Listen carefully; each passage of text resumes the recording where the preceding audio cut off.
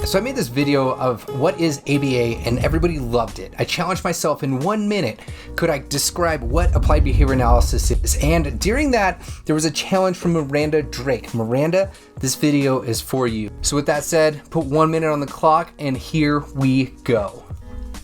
So you've probably heard of Skinner's radical behaviorism or Watson's methodological behaviorism, but actually the first truly behavioral system of psychology was J.R. Kantor's Interbehaviorism. Has anybody told you once?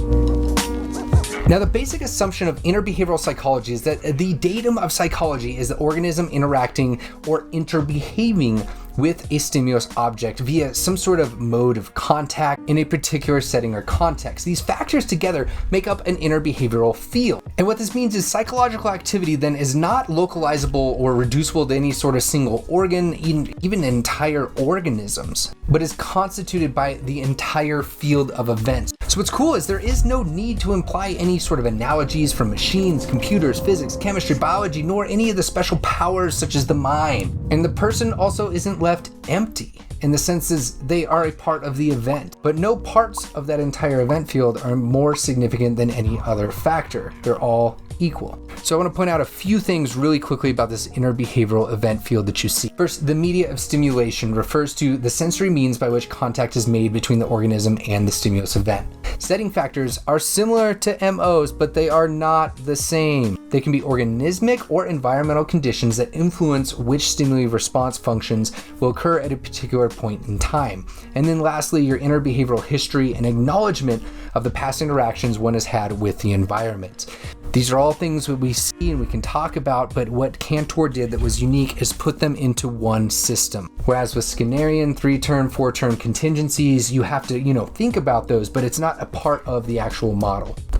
You can learn more about these in 2 books that I have linked down below. These are my 2 favorites. I will warn you that this is only for the biggest of behavior nerds out there, and it will make you completely rethink behavior analysis and psychology. Anytime you are rethinking an entire subject, it's not done so quickly. These are 2 of a solid start of an approach to trying to understand interbehaviorism, and I would argue would be a really good thing to check out if you're interested in why some of the top people in our field, such as Steve, Linda Hayes, Mitch Freiling, Mark Dixon, Evelyn Gold, have all pursued to try to understand and master what J.R. Kantor laid down in his books.